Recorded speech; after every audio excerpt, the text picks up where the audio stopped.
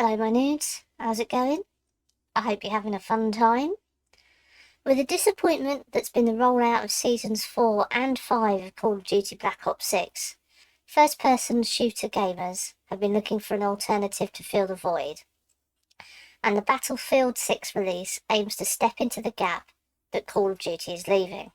I'm going to be honest and admit that I don't think I've ever played a Battlefield game or even seen much gameplay footage, which is impressive considering the series has been around since 2002. And as a reminder, that's a full year before the original Call of Duty came out. I don't know why I didn't play them. Maybe it's because the games didn't have the marketing push here in the UK that Call of Duty did, and I can't remember any of my friends discussing them, so maybe that's why they just passed me by. But here we are in 2025, and Call of Duty appears to be in the toilet, and Battlefield seems to be listening to what the players want. Realistic characters in what is essentially presenting itself as a real-world war game. Even the Battlefield developers came out and threw shade at the COD devs, saying that Battlefield 6 would be grounded and wouldn't feature Nicki Minaj. So the question is, does this game, which says it's grounded in a more realistic version of reality, work? And will this be the Call of Duty killer some people are claiming that Battlefield 6 is? Let's jump on in and take a look. So the first issues are actually getting the game to run. I have above the minimum system specs, so we're okay on that front. I also have a PC with secure boot and TPM already enabled, so I should be able to run the game with no problems. But what I also have is a highly customised PC with apps running to help me with various productivity and work-related tasks. My PC isn't just a gaming PC, it is my work PC. And for Battlefield 6, this is a massive issue. On first run, the game was complaining about auto hotkey running. I don't have auto hotkey installed, but it turns out that apps like Flow Launcher and Power Toys can use some form of auto hotkey scripts which was being flagged. So I quit all of those programs. But it still wouldn't load. And it turns out this was because the monitor configuration software I use also uses auto hotkey scripts, or scripts that are flagged as being from auto hotkey. So, no managing your monitor profiles, wallpaper, icons, quickly accessing files or programs, or any other settings while running Battlefield 6. So problem solved, right? No. Then the EA app itself started to error, stopping the game from opening. This time it was complaining about software from DiskSoft being installed. Now before anyone shouts at me for trying to run cheats or something, Daemon tools from DiskSoft allows you to create and mount ISO images on your PC, which is sometimes necessary when you don't have a physical DVD drive, which most modern PCs no longer have. I don't even have a place in my new computer case to put a DVD drive, even if I wanted to put one in. But no, it apparently seems that EA doesn't want you to be able to run ISOs this way, maybe to stop rips of their games being run, but as everything is a digital release these days, what's the point? Also, I'd uninstalled this program ages ago, but it seems that some parts of it are left behind in the device manager, so I had to disable them. So we're now able to play, right? No. Well, the program now loaded, finally, after about 30 minutes of mucking about, there was a queue. A long queue. Now, if you couldn't already tell from my accent, I'm English, and as a result, I love a good queue, but I wasn't expecting to have to join one this long in order to get into a game. Luckily, it only took around 15 minutes to get into a server. But then, of course, we had the obligatory shader install. Fortunately, this was a lot quicker and more streamlined than the mess that is the Call of Duty shader system, though. So now we're in, let's talk about the game itself. Like I said earlier, this is the first game in the Battlefield series I've played, so I can't make any direct comparisons to previous releases, although some of them are available on Game Pass, so maybe I'll give them a look at some point. So my thoughts about aspects of the gameplay will be based on other first-person shooters I've had experience with, such as Call of Duty, obviously, X-Defiant, Splitgate, Halo, and other similar releases. To make this a bit more organised so I'm not all over the place, we'll put my thoughts into categories. We'll base them around graphics, sound, controls, gameplay, and my overall impressions. So let's jump into it and take a look at category number 1, graphics. The graphics look great on this game. Once I'd realised that the default field of view was only set to 90, which I usually have set to 110 or 120, I got on with it a lot better. Texture details are fantastic, and the building destruction, as they're hit by things like tank shells and mortars, are a great touch. And yes, I'm aware that some of this has always been in Battlefield games, but remember, I'm coming at this from a complete noob's point of view, and you don't really see this level of destructive detail in Call of Duty games, for example. My one complaint? Everything's a bit samey. It's just all a dull, washed out beige or grey. Now maybe this is my conditioning from Call of Duty, but I do like a bit of colour here and there. And obviously when you look at things like Splitgate, that's kind of neon to the hilt, right? Now they could accomplish this in various different ways by having billboards with a proper colour or a lorry with a logo on it or something like that in the urban settings. But as it's very bland, this also causes further issues, for me at least, which I'll discuss in the gameplay section. So yes, it looks nice and it's very detailed, but it's kind of boring and could do with a few extra point of interest pops here and there. Now, let's take a look, or rather a listen, at the game sound. There's a lot of sound in this game. I mean, a lot. Distant gunfire, radios and shots and cars playing, explosions, team talk from the characters, not your actual real life team, explosions, tank movements. It's loud. But you know what isn't loud or is missing altogether? Footsteps. I was continually getting shot from behind because I just couldn't hear anyone coming up to me until they'd fired off the fatal shot. I used to take the mickey out of the Call of Duty developers being obsessed with footstep sound, but now I see why. It's an incredibly important part of gameplay, and if you can't hear it, you can't react to it. I don't know if it's because I'm using the wrong audio mix. I've just kept everything default to begin with. I don't know if it's because the attacker was being stealthy, and without a kill cam, you can't see if they were sneaking or running up to you at full pelt. I don't know if it's my dodgy hearing. I am a little bit deaf. But I would say 99% of the time I didn't hear an enemy coming anywhere near me until I was dead. So maybe some sound balancing could be in order. I don't know. Let me know if you had any issues in the comments. Maybe I need to get my ears syringed or something. Now we move on to section 3. Controls.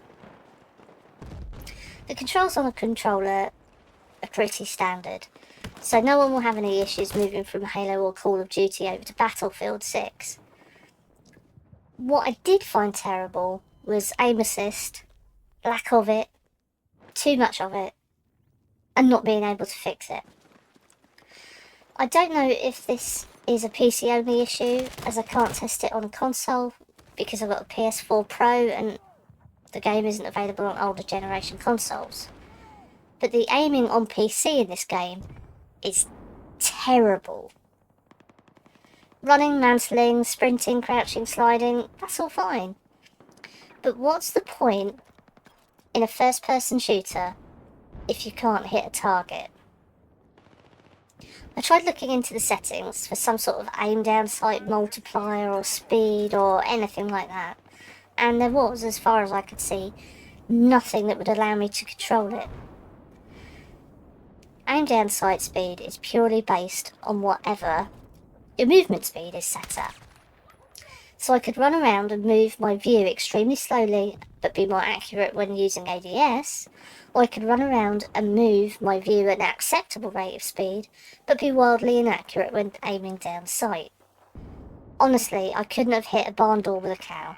I read a few articles that all suggested very similar settings, but I still couldn't control the ADS properly on the two weapons I tried, and even with the default settings it was practically impossible to centre on a target correctly. The only way I was able to fix this and start having fun? Using a mouse and keyboard. Which I shouldn't have to do, surely. So after swapping to a mouse and keyboard, after I fiddled with a couple of settings like right click hold for ADS rather than toggle, I finally started to see some kills. Assuming I could see the enemy from a distance, of course, because of the lack of UI notification that there was someone there. But I still had no chance of killing them if they were running around near me thanks to the aforementioned sound issues. Now what about how Battlefield actually plays? What is the gameplay like? The game itself ran pretty smoothly, which for a beta is very impressive. At times I was getting indications on the screen showing icons for which I assume were packet bursts or extrapolation or lag issues, but the game kept playing without seemingly lagging on screen, and with none of the terrible jittering you get when Call of Duty servers decide to have a meltdown. Animations are smooth, and I can't find any real fault with how the player moves around, but I do have a few gripes that might be a me thing, might be how the game is meant to work, or it might actually be an issue. For example, there are a few visual issues which I'm not sure is intentional or just buggy code. It seemed to be hit or miss as to whether a friend or enemy icon appeared over a player's head, and sometimes it didn't show up until they'd already started shooting at you. I did wonder if it was to do with the distance a player was from you, but would often see a flash of an enemy tag and then it would completely disappear, only for them to start shooting at me at a variety of distances.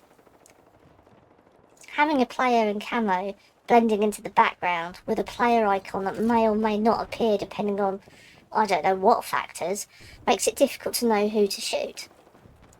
And I guess that's where the cartoonised skins of Call of Duty have an advantage. They're so different from the scenery you can spot them a mile off, so you know where they are, and can see them to shoot them. I don't know if there's friendly fire in this game, but if it's introduced as a game mode, it will be a nightmare with these consistent UI element behaviours.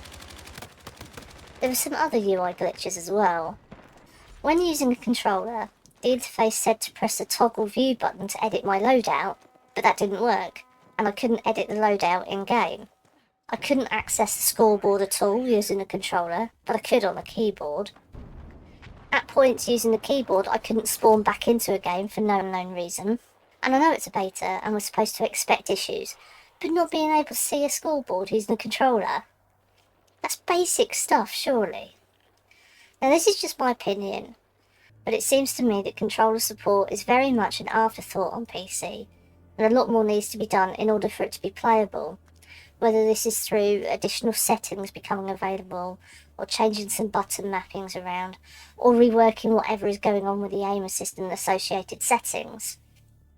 Currently, as it is, controller support just doesn't seem to work as it should. In terms of map design though, compared to Call of Duty, Battlefield 6 has knocked it out of the park. You really feel like you're in a war-torn city with cut-throughs, alleys, buildings with a variety of floor levels, or a mountain village. The map feels fresh and innovative, something sorely lacking in most modern Call of Duty titles, which seemingly stick to an antiquated 3-lane system, while attempting to give the appearance of something more complicated and well thought out than it actually is. With Battlefield, I feel like you really need to learn the map, rather than just intuitively knowing where routes A, B and C go, and where all the spawn points are, because they're essentially cut and paste from map to map, mode to mode, and sequel to sequel. The maps here really do feel like they're a real living place and not something that's AI generated or based on things that have come before it that have been tried and tested and optimized. So that's a definite bonus for me with the map design in Battlefield 6. With Call of Duty, it's just become stale. They release the same maps over and over again. All they do is give them a lick of paint, but they're always the same. And even when it's a new setting, the underlying architecture is always based on what's gone before. Whereas this is a real living, breathing city or village, and it really is a game changer, quite literally. So, with all of that being said, what are my final thoughts? Is Battlefield 6 going to be a COD killer? Maybe. When you think that the Battlefield 6 open access beta dropped at the same time as Call of Duty's Season 5 launch, there's some interesting things going on. Steam player counts. Now, I know what some people will say, you can't just go off of Steam figures, but it's the only thing that we've got, and I do believe that it provides a semi-accurate view of what's happening in the gaming realm. And Steam player counts show that Battlefield is trouncing Warzone and COD multiplayer. Although I do think it's only fair to point out that Modern Warfare 2, all the 2s 2022, and Modern Warfare 3 were pulled out of COD HQ with the Season 5 update. So those games figures are now reported separately. So that will lower the number of players a bit, but I don't think to this extent. And I also think that highlights just how badly this iteration of Warzone and Black Ops 6 have really been doing without the numbers boosts from 2 other games. There's also worrying indicators over on Twitch. There's almost 8 times the amount of viewers of Battlefield 6 games than there are of Warzone. And sure, people have been viewing them because you get drops and you could get early access codes and stuff like that.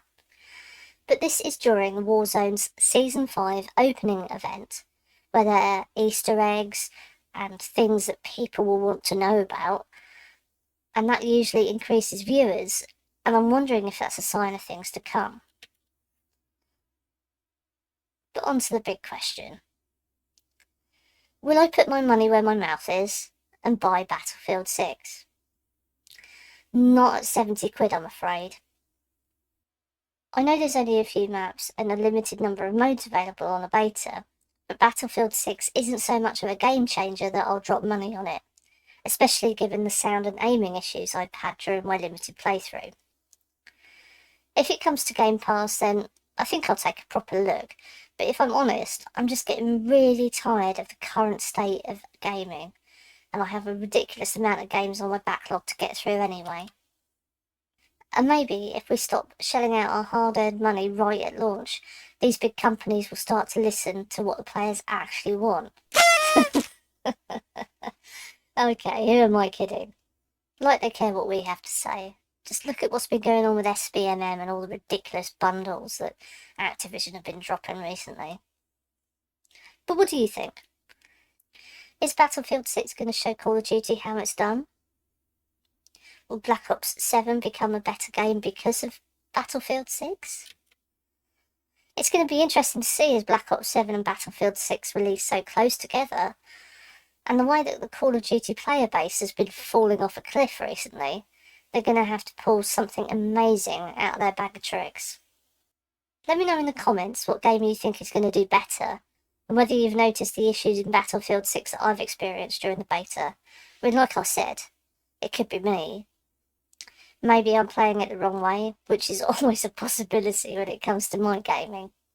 If you've enjoyed this video, please drop a like. It really does help with the algorithm, and I really do appreciate it massively. And if you'd like to see retro gameplay, along with my thoughts on some of the new releases, please consider subscribing too. I have some great forgotten gems coming up. Thanks for watching, and until next time, my nudes, have a good one.